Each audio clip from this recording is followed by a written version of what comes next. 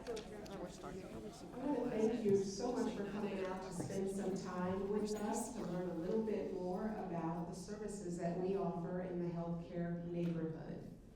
I am Barbara Jackson Ingram, Health Services Administrator, and I'd like to introduce you to our healthcare leadership team. So right in front of you, you'll see our Director of Nursing, our Assistant Director of Nursing, our social worker, program manager, staff development coordinator, community liaison, our medical providers who are not with us this afternoon, and also our director of rehab. And each of them will introduce themselves to you as they're sharing what they do for our neighborhood. So healthcare then, how many of you might remember when our healthcare nurses station was a bright yellow color that was very busy and very small? That's in the top, let me see, that's in the middle of the pictures here. You might also remember when our activities room was fully carpeted and had a busy wallpaper on it. Very much like our main dining room in healthcare, carpeted with busy wallpaper. That was then, and this is now. We currently have a beautiful main dining room that's called the Galley. And on tomorrow, we will have an official opening of the Galley, which includes a special dinner for our residents. Across from the Galley is the Reef. And the Reef is our brand new activities room that was fully decorated by our program manager, Michelle Cromwell. In addition, you will later see our relaxation room. It's called the Safe Harbor Room. And our current nurses station is actually called the Healthcare Concierge. So we're moving up with more vivid names that are all nautical, as well as a beautiful new environment to present to our residents. There are still some things to come, but for right now, what you should know is that in addition to the new healthcare leadership team, we are agency-free and practically fully staffed. So we're excited to share that information with you. At one time, you may have seen food carts that came through our hallways that were the dull beige color. Well, I can tell you now, our food carts are temperature controlled and they're a really bright color. You can't miss them. In addition, we just had delivered brand new medication carts, which will make it much easier for our nursing team to deliver medications. And lastly, we have a brand new electronic medical record system that's called Point Click Care. You will see it most of the time with the acronym PCC.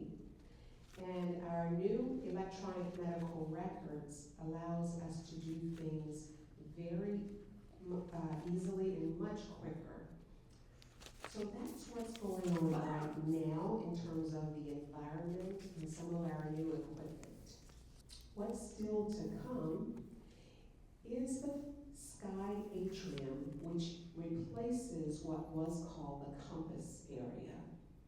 This is a common area where you will find a beautiful design in the ceiling, which looks like the sky, hence Sky Atrium. There's also going to be a fireplace feature and a mini library that's still to come. We anticipate, perhaps by the end of the year, to see these things come to fruition. So this afternoon, we'd like to share with you a brief overview of some of the services that are offered in our healthcare neighborhood and what to expect during a visit to the neighborhood.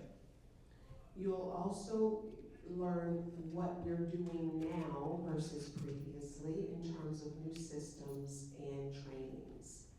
And so now I'd like to have you take a step into our healthcare neighborhood with Heather Seitz, one of the first faces you will meet and with whom you will speak if you were a resident of the healthcare neighborhood.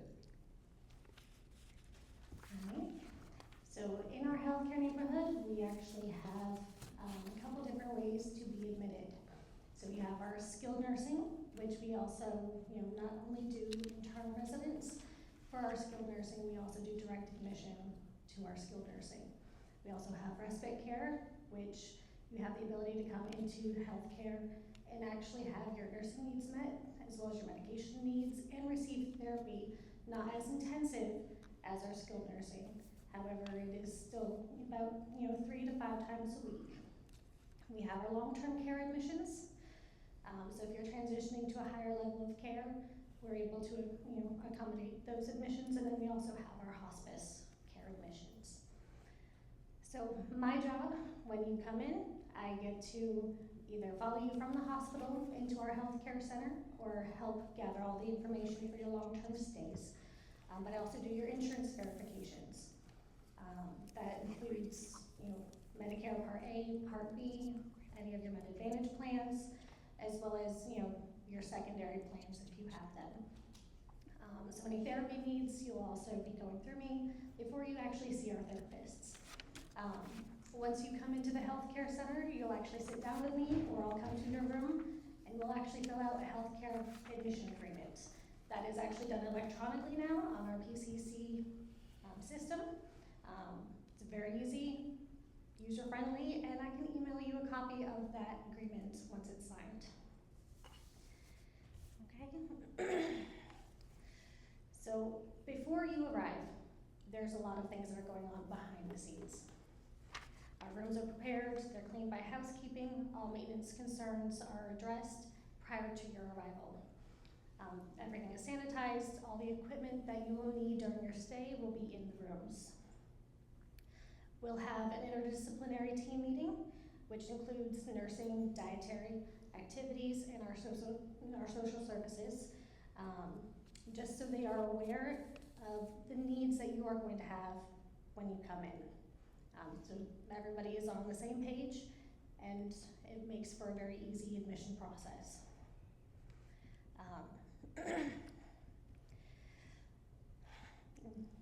Now, I'm going to introduce you to Ms. Candy. She is our Director of Nursing, and she will actually bring you in to the facility. Good afternoon. It is scary to be on the other side of the bed. That is where we come in. My name is Candy Rono, the Director of Nursing. So when you come in from the hospital, you transition. Good news is you are better. You are getting better. Our goal is to make sure you go home even better. We do your skin assessment. We look at your orders, the orders that you came with from the hospital. And then we call our providers, Dr. Haji and Ms. Holly. They look at your orders, make sure they match with what the hospital has ordered. We put it in PCC, which is on your system. We send it to pharmacy. We have our very able pharmacy consultants with Omnicare, Dr. J included. Our pharmacy consultant, Ms. Hall, looks at your orders as well within 24 hours of your admission. We do talk to our nurses. Your primary nurse will be at bedside. During the skin assessment, we start all the way from the head, all the way down. We'll also look at what you come in with. Do you have a phone? Do you have clothing? If needed, we will personally, maybe me or the social worker will go to your room, back to your apartment and get you any extra clothing. Maybe a gown that you like. You probably don't like, wearing the hospital gowns. Make sure you're comfortable. Our goal is not just to take care of you medically, but also mentally. We encourage that you eat as you dine. We have 2 different dining rooms, but we prefer that you go to the Admiral dining area. There you will interact with other residents. Residents that are probably there are skilled or those that are there long term. You also meet with one of your reps, Miss Taylor, who always comes there and interacts with you. While doing this, we visit, we talk with you, we get to know you, we get to know what you prefer, how you prefer. Do you like taking meds in the morning at 6 a.m. or is it at 7 a.m.? What can we adjust to make sure that you're comfortable? Do you have a family that stays far away from you? Do we need to call them? Do you like to go to church on Sunday or Saturday? We look at all that and consider incorporating it into your daily care while providing the best. Additionally, we look at what the doctors have ordered, including IV antibiotics. We have a wound care doctor that comes in if you have any wounds. If you had gone to the hospital for surgery, do we need to look at it? If you have a wound vac, if you have a catheter, these are new equipment that you've probably not used before. How can we teach you? How can we train you? How can we make sure that you heal appropriately? We do have an on-call nurse who is an RN 24/7. When we are not here, they can be reached. Additionally, we do have an on-call provider. Now, while you're at the hospital, the hospitalist take care of your orders. When we come to healthcare, the expectation sometimes is that you will call your provider. Here's the good news. We do have a provider in-house, Dr. Haji and Holly, Monday through Friday. And that is the provider that you will be using. That is the provider that will be looking at your orders. We do have a psych NP who comes in every Tuesday. If you have any mental health issues or if you want to talk to somebody, we do have Miss Sarah who also comes on the same day, Tuesday, that you can talk to. They can adjust your medication. Additionally, we have podiatry who comes every 3 weeks. Now, when you're skilled, they may or may not see you, depending on what our doctor will order. Somebody may ask, I have medication that are at home. Can I bring my medications?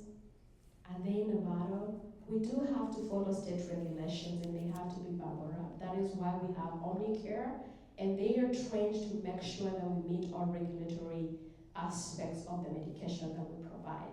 When you are at healthcare, Medicare, Medicaid, whatever insurance that you have will cover the cost of your medication. Additionally, our nurses, CNAs who are very well trained, we use whatever equipment, including Hoyers or Sabiners, whatever lift it is to help you. We'll help you with ADLs, including oral care. Now, yes, we are helping you with ADLs, but we are also trying to make sure that you get better so that when you go back to your apartment, you are able to do it. We encourage you to be self-motivated to get better. That being said, I'll give a very able Ms. Rowena, our Assistant Director of Nurses, to tell us more in details what we do during your stay. Thank you. Thank you, Candy. Good afternoon, everyone. My name is Ro. I'm the Assistant Director of Nursing. Thank you so much for your time. Our goal is to give you an overview of the care that we provide in healthcare. So we keep on hearing SNF. We keep on hearing skilled care. What does it mean? It means that when you get hospitalized because of an acute illness or an injury, you go to the hospital, you get admitted, and after 3 midnights, you get to be eligible to have the Med A services, also known as SNF services. It means that you are requiring a 24-hour nursing care per recommendation of the doctor from the hospital. We would like to take this chance to explain and emphasize that we would like for all of you to advocate for yourself if we are to get hospitalized. We want to make sure that you get admitted and not observation.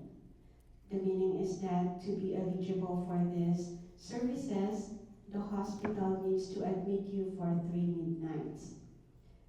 If they deem that they think that you need more time or therapy, they recommend that you go to a SNF care, which is in our healthcare setting.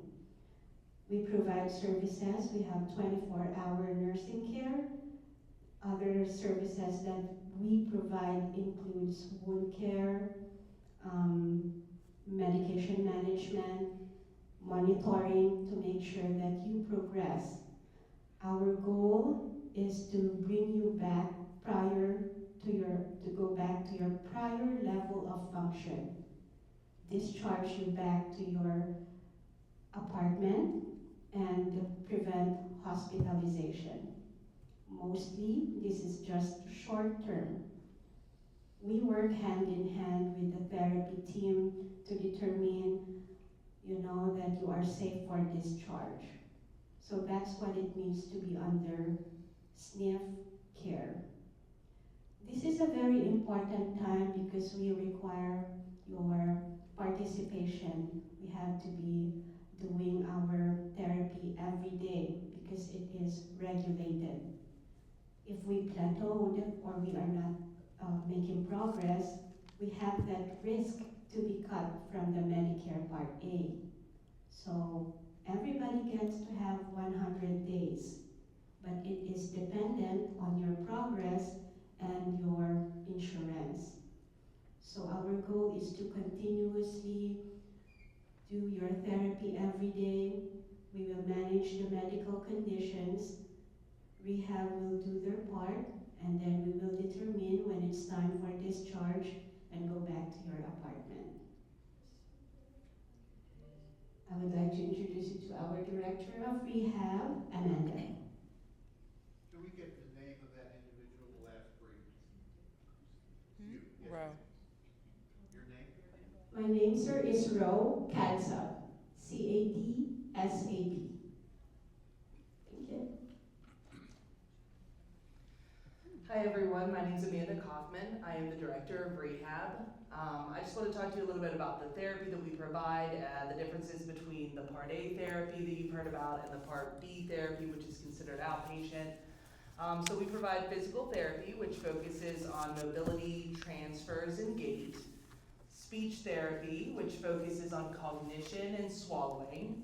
Occupational therapy, which focuses generally is ADLs, which are activities of daily living, like things that you perform every day, toileting, dressing, showers, in and out of the refrigerator, whatever it is that you do on a normal day.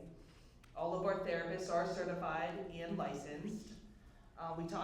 Ro just spoke a bit about a skilled stay. A skilled stay would be under Medicare Part A and would require that 3-night stay at a hospital, or if you have managed care, a prior authorization that Heather would take care of prior to your arrival.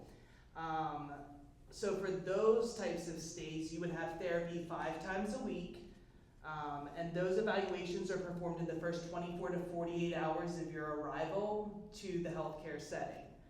If you were to come as a respite stay, which is not the skilled stay, so a respite stay where you're just using that space to heal and strengthen for return home or transition to a different level of care, you can still participate in therapy. It would just look a little bit different.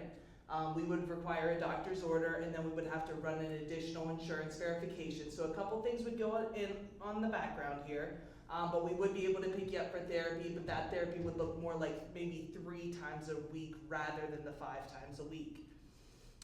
Some of the questions that we often get when people come into our healthcare setting are questions between what therapy we provide and what therapy the previous either hospitalization or intensive rehab provided.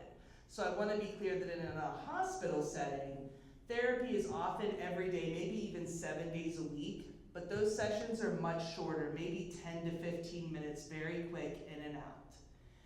And so that if you were to go to an intensive rehab, that length of stay is shorter. Maybe 2 weeks is all that you would stay in a setting like that, and they would have maybe even 3 hours of therapy a day. So each setting has different regulations in which they provide therapy. So for our specific setting, we're looking about 5 days a week. We do have someone here on the weekends a few times a month. So it can go up to 6 days a week. And again, those sessions are generally between 30 minutes and an hour long. We do have state-of-the-art equipment. You have a beautiful therapy gym here. And then I kind of talked a bit already about the difference between the Medicare Part A, which would be that skilled stay that we talked about, and Medicare Part B. I do want to discuss though that Medicare Part A is for progress and participation and for you to return to your prior level of function, or the highest practical level that you can achieve to get you home the same way you left it. Medicare Part B also focuses on that, but they can also work on other things like pain management. So again, just slight differences here and there, but that's kind of the wrap up of therapy. And with all that being said, I would like to introduce you to Anika, our social worker. Good afternoon. My name is Anika Gordon, and I'm the social worker in healthcare. So what you can expect from me and from social work when you come in is for me to help you settle in. I am there to welcome you, answer your questions, and learn about your personal needs, your background, and your preferences. Most importantly, I am there to support your care plan. I'm going to be working with the nurses, the therapists, and the doctors in your plan of care, and to make sure your goals, your wishes, and your choices are respected. I will check in regularly to see how you're doing and update your plan if needed. I am your advocate. I make sure your rights are respected while you're here, speak up for you if you have concerns or problems, and help you resolve your issues. I am your emotional and social support. I offer a listening ear when you need it and help you adjust to being in healthcare. Support you and your family through difficult times or changes in health. I will also, when the time comes, planning for going home and moving on for discharge, I will help you prepare. I will arrange needed services or equipment for when you need to leave and connect you and your family with community resources for extra help. But in all of that, we want to stay connected, so keeping in touch with your family and involving them in your care, if you wish, is truly important, and help organize any family meetings to talk about your progress or concerns as we prepare for discharge. Now I'll let you hear from Anicia, who oversees culinary. Thank you. My name is Anicia Jones, and I'm the Certified Dietary Manager and also the Associate Director of Culinary Service. I work alongside with the registered dietitian to ensure that you guys are receiving your daily nutritional needs and they are met. So upon admission, we meet with you all and we go over your dietary profile. We speak about your likes and dislikes, food preferences. We make sure that you understand your diet order. And so we kind of walk you through the process of transitioning from the hospital setting to where we are now. And we make sure we follow those diet orders appropriately. Here in the healthcare setting, we have 2 separate dining rooms that you guys can dine in. We have a skilled dining room for short-term stay residents, and we have a dining room that we call the galley for our permanent healthcare residents. So we encourage residents to dine in those dining rooms for socialization, get out of your room, get involved in those activities that we have in our dining area. We also opened up our dining room on tomorrow for full service, so there'll be more cooks who order meals there in that dining room setting. So we're working with our staff on training programs to understand tableside service, steps of service to better serve you all and enhance our dining experience. Our mealtime breakfast hours are from 8:15 to 9:15, and then lunch is served from 12:15 to 1:15, and then dinner is served from 5:15 to 6:15. We do offer snacks in between meal care service. We also have a registered dietitian that evaluate you all to make sure that you're at your baseline care. So she'll add any supplements if there's weight loss or intervention that may be needed for you all while you're here in our healthcare setting. We provide 3 meals a day, so it's different from your dining dollars, but there's 3 meals a day provided in your healthcare stay. Room delivery versus dining room, we have a very nice state-of-the-art new cart system that we implemented in our program. We do 100% encourage you all to come into those dining spaces for socialization and to enjoy your meal. But if at any point you do choose to dine in your room, we have a heat and a cold element in our carts that ensure the temperature and the quality of food remains at its best source while it's transitioning to you all room while you're there in your stay. And so that's dining service for you all in healthcare. And now I'm going to introduce you to, yes, Mr. Hill. If you're not using dining dollars for your meals, what are you using? So I don't want to misspeak. So it's a signed contract. It's included in your contract. It's included in your contract with your stay. So what happens to your dining dollars? She has it. Okay.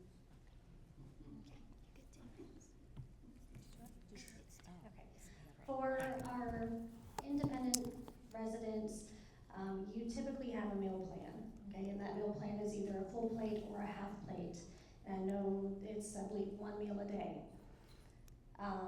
In healthcare, we actually offer 3 meals, okay? If you're here for a skilled stay, of course, your meals are covered by Medicare.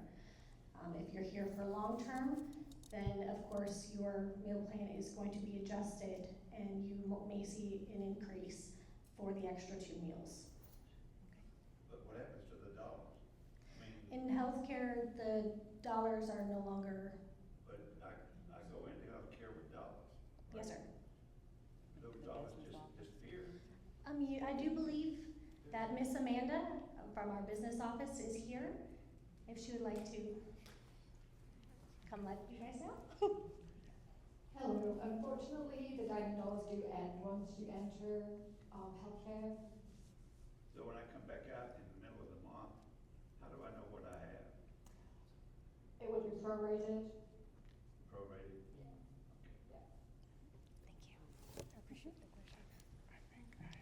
Thank you, good question, sir. Now I would like to introduce you to Michelle, our program manager. Good afternoon, everybody. Hope everybody's doing well. You guys know a lot about our activities down there. We're very busy. We do a lot of stuff. And activities is a very good way to recover too when you're down there too. It gets you out of the room. It gets you not thinking about what you're going through and whatnot. We do a lot of crafts. We do a lot of games. We do a lot of studies and history and Bible studies. We go to outings. We do a lot of different stuff. We do one-on-ones. If you don't feel like coming out of your room, we'll go in there and do a craft with you. I'm always passing out word search. I'll take you up to the library. Our reef activity room is absolutely gorgeous. We have a full kitchen. We have been baking cookies this week. We made honey and biscuits today. We have really good fresh coffee. So we do a little bit of everything in there. And I think activities is, like I said before, is a good recovery when you're down there. Because when you come down to healthcare, it can be a little bit intimidating. And your main focus for us is just to get better and get you back where you need to go. So activities is a good way to just take your mind off of certain things. And even though you're in a skilled stay, and if we're going to Cracker Barrel or we're going to the museum, you are more than welcome to come. We just check with your nurse to make sure everything's situated and that you can come. We always take a CNA with us, so we always have somebody with us. And that's a little bit about activities. What I'm going to do is pass you on to Jeremy, and he's our staff development coordinator. Hello. I might be a little biased here, but I think that my slide is the most important because it's about preparing for discharge. Nobody wants to come down to healthcare or anywhere else and stay for a prolonged period of time. So once we find out that you will be coming to us, Heather gets the information from the hospital. She'll send it out, she'll talk to us as the interdisciplinary team, which includes therapy, nursing, everybody, to kind of see what our plan needs to be, because we want to get you home in a timely but safe manner, whether home be back to the cottages, or if it necessitates a move, we want to give you the support that you need. So I'm going to be looking at whether you come with any type of medical devices which are new to you, whether it be a wound vac, a catheter, walker, wheelchair, whatever it is. I'm going to make sure that you know how to use it. I'm going to talk with Anika from social work, and I'm going to, if we need help with discharge as far as whether it be home health, physical therapy, or even if it were to be hospice, we're going to make sure that you have the support that you need so that you can get back to where you want to be.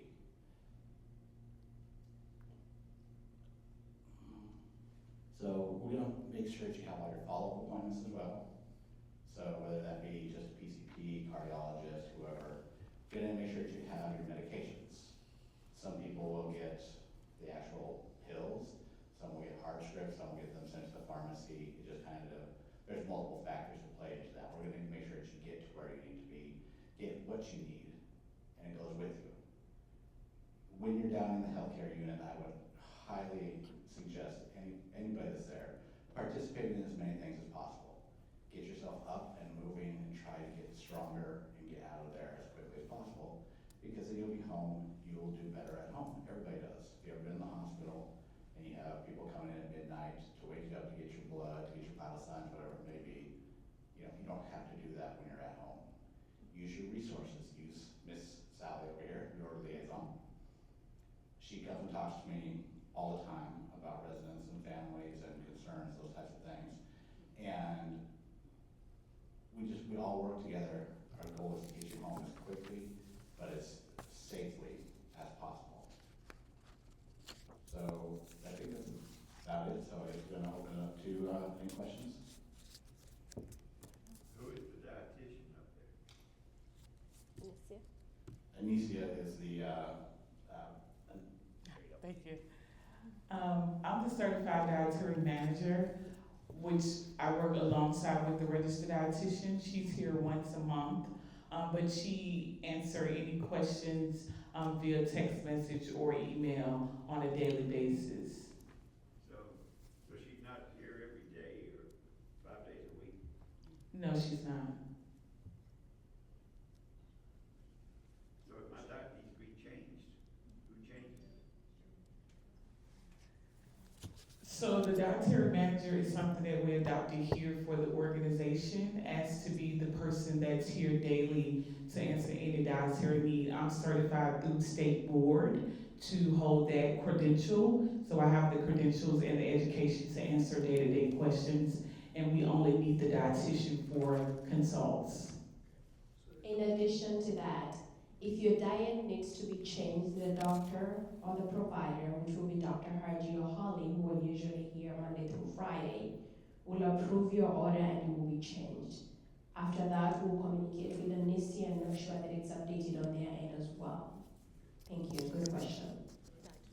In addition, yes sir, we want to emphasize also that we have this dietitian. She works remotely. It's an open communication. We can email her, call her, do some consultation, ask for recommendations as needed. Is she an employee of LifeSpire, the Chesapeake, or independent contractor? She is a contractor.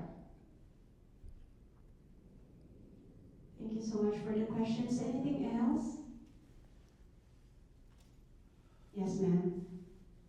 I think you're the one that said something about getting admitted under observation.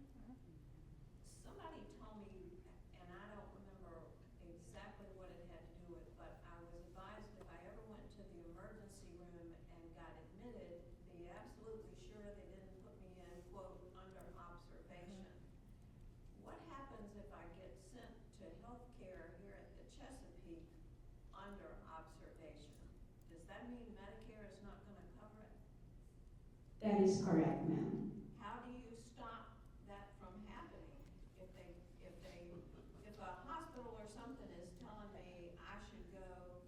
to the Chesapeake under observation, how do I prevent that from happening?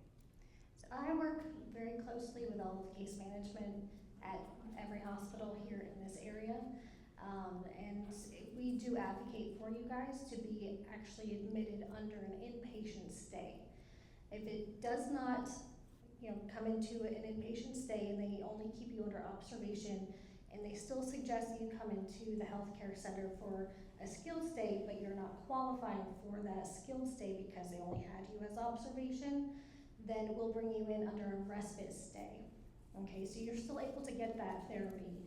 You're still able to do everything, very similar to a skilled stay. However, it'd be considered a respite stay. You'd only be getting the therapy between 2 to 5 times a week. We would do your management for medications. We'd make sure the nursing is, there as well. Everything is the same, but you'd be covered under Part B, not Part A.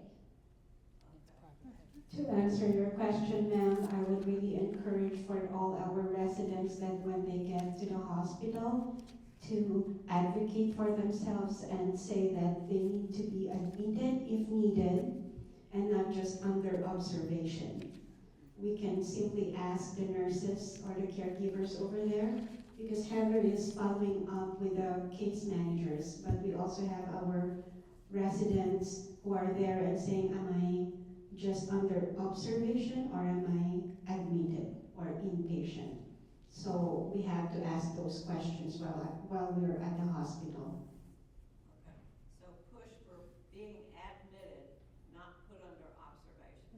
Yes. Thank you. But there Yes, is- sir. I believe there is a difference in funding for Medicare coverage versus your coverage, whether you're on a observation or an admission, correct? You need to be admitted to get 100 days of funded, Medicare-funded skilled nursing. Is that Exactly, that is correct, sir. If you are not admitted, if you're only under observation, it's your nickel. Is that correct? That is correct. You need to be admitted. That's what I thought. It's a crapshoot. Good questions. Yes, ma'am? I just have a question of what is the difference between observation and being admitted? You're dead. When you inside that, how sick do you have to be? That is actually determined by the admitting provider at the hospital. So they'll take a look at everything that's going on. A lot of times when you're admitted under observation, their hope is to be able to get you home within 24 hours. However, a lot of times they can be an extended period of time, more than a week. So it's beneficial for you to continuously advocate for yourself while you are at the hospital. But know that I am also in communication with those case managers as well as, getting a hold of those providers and trying to advocate for you as well to be admitted under an actual inpatient stay instead of an observation stay. And being admitted starts the clock for the Medicare qualifying stay.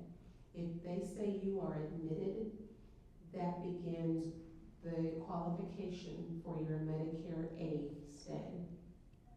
So it's better whenever you go and they say, okay, you're gonna be at least overnight, make it be admission rather than observation. Yes, you would advocate for admission, Admission. not observation.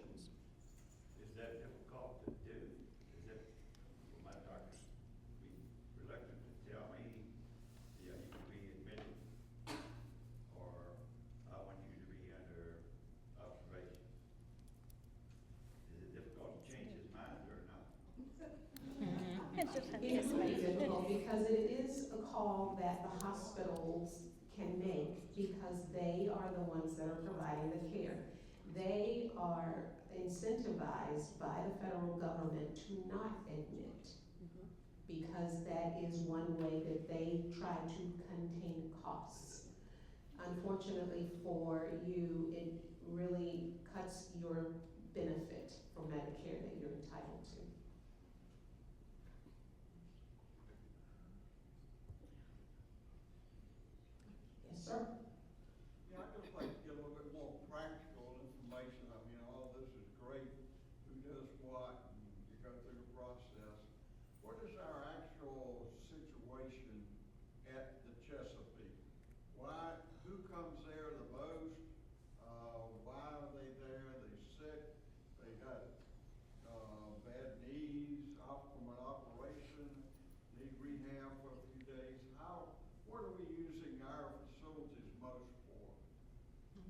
That's a great question, and if you didn't hear, the question is, what are you using the facilities most for here, your Medicare benefit for? And that is a question that is as unique as the person, because when someone comes to healthcare, they could very well be coming because they've had a medical event. It could have been a stroke or a heart attack. It could have been an elective procedure, or it could have been from an injury, a fall, from a fracture, and needing therapy to heal from the fracture or the medical event. So those are some of the things that could happen that will land someone temporarily in our healthcare neighborhood. Our clinical team can speak more to that, and probably rehab as well. But with those types of diagnoses, the first thing that we want to find out is how can we get you back to your highest practical level of functioning. Okay. Well, I know it's a statistical, but I was kind of curious as to how much facility we have, and do we have long-term people, mostly short-term, some idea of what we have here. Certainly. So just to give you an idea of what we have in our healthcare neighborhood, we have 52 private accommodations, and right now we have about 13 skilled residents who are there for a short stay, for rehab, for 24-hour nursing, and the remainder of those 47 are going to be long-term care. Our long-term care could be separated into comfort care or hospice, or residents who might be there for a short respite stay because they've had an injury and they're trying to get back on their feet, but just need a little bit more help to do that. For all those reasons, we are certainly available to provide the care that is needed. There are times where you don't need us and we think, great for you. In those instances, we may have short-term stays by direct admits. These are people who live in the greater Newport News, Hampton, or Yorktown area that are just going to come here for a few weeks until they are healed and back home, which also allows us to provide the care and the services and maintain our budget and standards until you actually need us. Other questions? One of the things that I wanted to share with you as well, as you're considering other questions, is part of the now, the then versus now. Part of the now that might be of interest to you is the dedicated wing that we have now in healthcare for short-term stays. For a long time back then, the skilled nursing services were provided throughout all three wings of the healthcare neighborhood. We now have a dedicated wing that's called the Atlantic, and on that hallway we have up to 18 rooms if needed. Generally, it's about 13 or 14 skilled stays that we have there. Why is it dedicated? It's because we need to make sure that we are skill building for our team. And when we're building their skills, they're learning how to take care of CHF residents with heart attack or stroke, or are coming for ortho recovery from procedures. And when we're teaching them these things, we know that that's been our niche previously. And teaching them how to care for you when you come with those types of needs means that we're building their skills to become a center of excellence to care for you in that way. So dedicating that skilled wing helps us to do that, and is one of the reasons why we did that. Right now we're finalizing the rollout of our advanced CNA program, which is a certification that is recognized by the state. We are only the second of two communities or area, I'm using the F word today, facilities that are certified to do that. And so while we are one of two, we're the only one on this end of the state. The other one is over in the Roanoke area. We did that because we feel very, very strongly about ensuring that our team members have the excellence that is required to provide the care.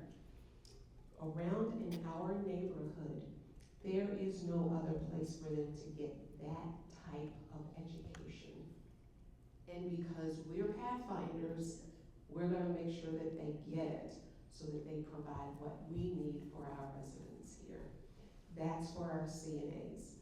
We are also partnering with our medical providers educator. Jeremy over here is meeting with the nurse educator for Mid-Atlantic Long-Term Care.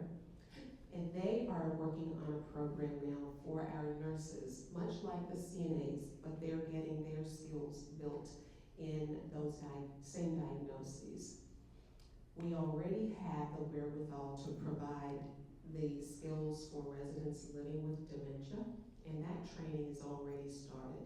We have a number of our CNAs who are already certified as dementia care practitioners, and we will continue to educate and to certify them in those diagnoses as well. So training is a big thing that we're working on. Sometimes it takes us a little while to get everybody on board with the training, but it's happening and we won't stop until it's done. The other thing that we're working on right now is ensuring that we keep agency staff out of the building, because when they were here supposedly helping us, it caused more of a challenge than it did a benefit to us.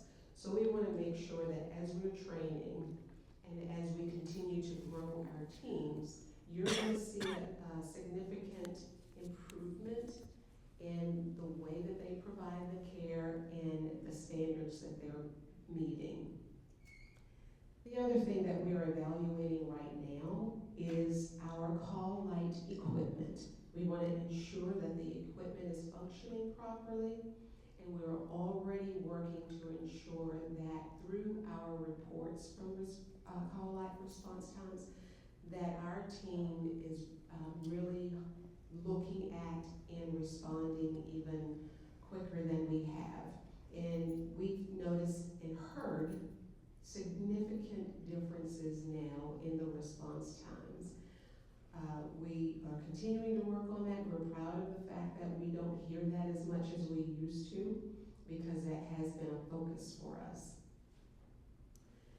We're also enhancing our systems to ensure that we do teamwork to the best of our ability to ensure that everything that we do is providing quality care.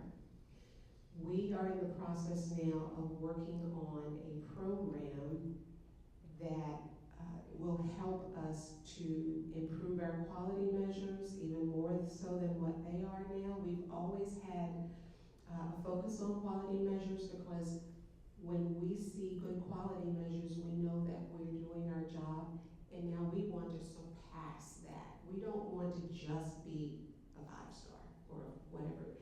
We want to go beyond that and be that center of excellence. So this team that you see in front of you right now has committed to being that team for you. And what we want to share with you today is that we are here for you, and we won't stop until we have in place a team and the quality of services of which we can be proud and that you can enjoy and be thoroughly satisfied with the services that you receive. So with that, I'll stop talking and answer more questions. Yes, sir. If you fill up the bed with non-residents, what happens if a resident needs admitted? Thank you. The question is, if we fill up the bed with non-residents and a resident needs a bed, what happens? So generally what happens is we will know ahead of time, particularly because you will have told us if you've had a procedure or you're going out for something. So we'll know ahead of time what's going on. Every morning, this team meets and we talk about admissions and we talk about discharges. If someone goes out to the hospital, even if it's not a planned hospital visit, if someone goes out to the hospital, Heather is the first person who's going to know that and find out what the need is and when the need is going to be for the healthcare center. That causes all of us to spring into action to see who's next to be discharged, where do we have the space, when is it coming up, and we coordinate with the hospital or the rehab center, wherever you might be at that time. So there's a lot of coordination that will happen, and we're going to do everything within our power to get you back here as soon as you're ready for us.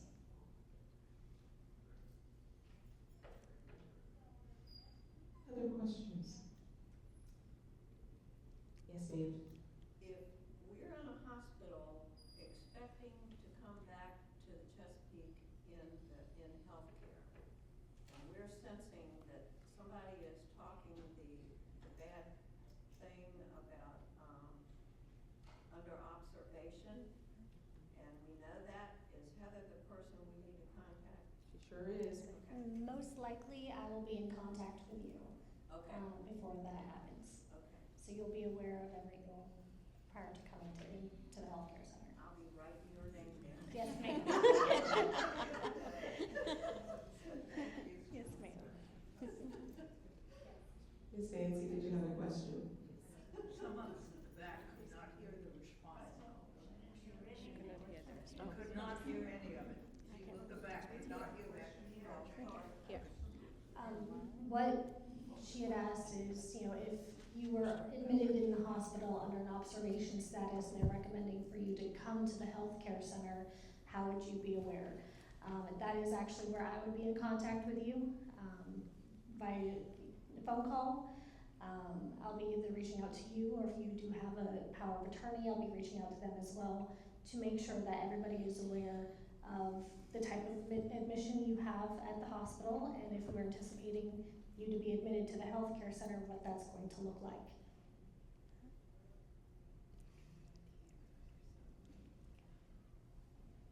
I want to share with you too, one of the things that Heather and Ian works on together, in addition to Anika when she's running around getting everyone in and settled, ready to roll. But Heather and Ian have put together a beautiful welcome binder. So if you were to come to the healthcare neighborhood for a skills day, inside that welcome binder is all the information you might possibly need, including frequently asked questions. And if you needed a phone number, if you came in, even in the afternoon after hours, if you needed phone numbers, if you needed to know what time meals were, if you needed something and you just didn't know with whom to speak, inside that binder is all the information and resources you might need, including an always available menu if you didn't particularly care for whatever the selection of meals were for that day. So there's a wealth of information there for those who may have to come in for a skills day, in addition to many of us who float around on a regular basis and pop in and ask you how you're doing and how can we support you.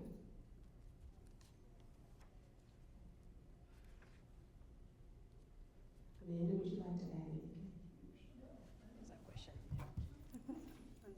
Yes, ma'am. I just wanted to add a very reassuring, comforting thing. It was probably 2 years ago or so. My husband was in the hospital, and while I was visiting there, I overheard a conversation in the hall.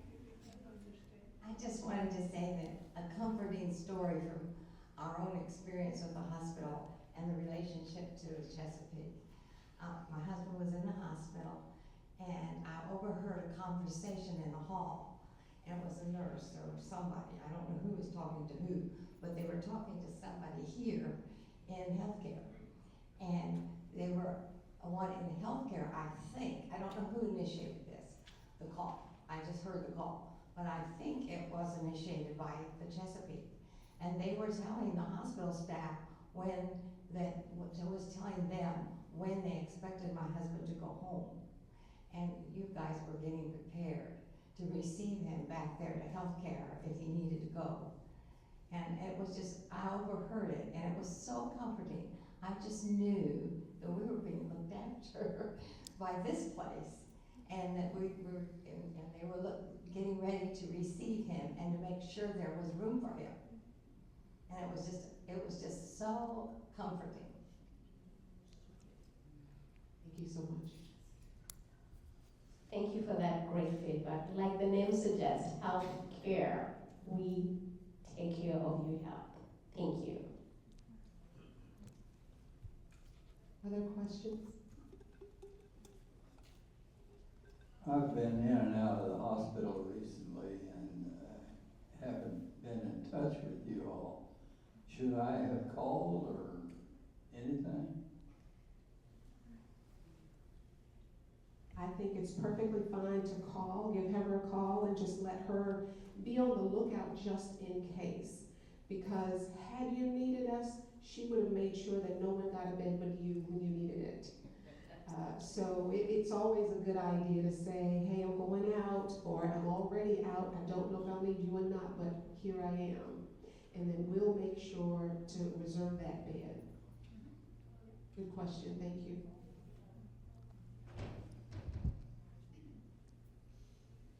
Other questions? Heather, did you bring business cards today? I have a plethora of business cards. I'll be happy to run back to my office and grab some. Yes, ma'am. If there are no other questions, I want to tell you that we have enjoyed spending some time with you and helping you to understand what we do in healthcare. We are always available for any questions that you might have, any concerns that you would like to share. And we're always ready to share with you what we're doing next, because we're always doing something.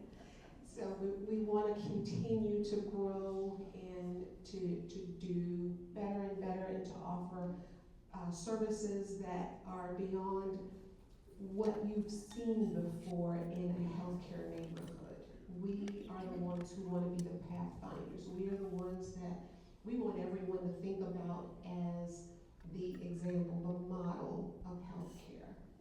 And so that's what we're working toward, and we'll continue to strive for that until we get there. So thank you so much for taking your time. I know you could have been doing so many other things today, but thank you for spending it with us. We appreciate you.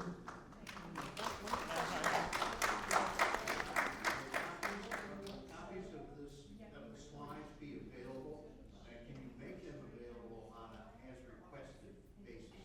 We can make copies of the slides available as requested. And who do we send the email to? Anika, you want to take that one? Sure. To send the slides out? Yeah. Okay. Yes. Yep. Anika is social worker. Ian. She will be happy to. I'm about to say, or Ian will help me out. Raise your hand, Anika. And Ian will help me out, because I And do Ian not have will help. access to everything. That was fast. Okay. I'm sorry, I didn't know what I was supposed to be doing. Thank you so much. Have a good afternoon. Well, thank you.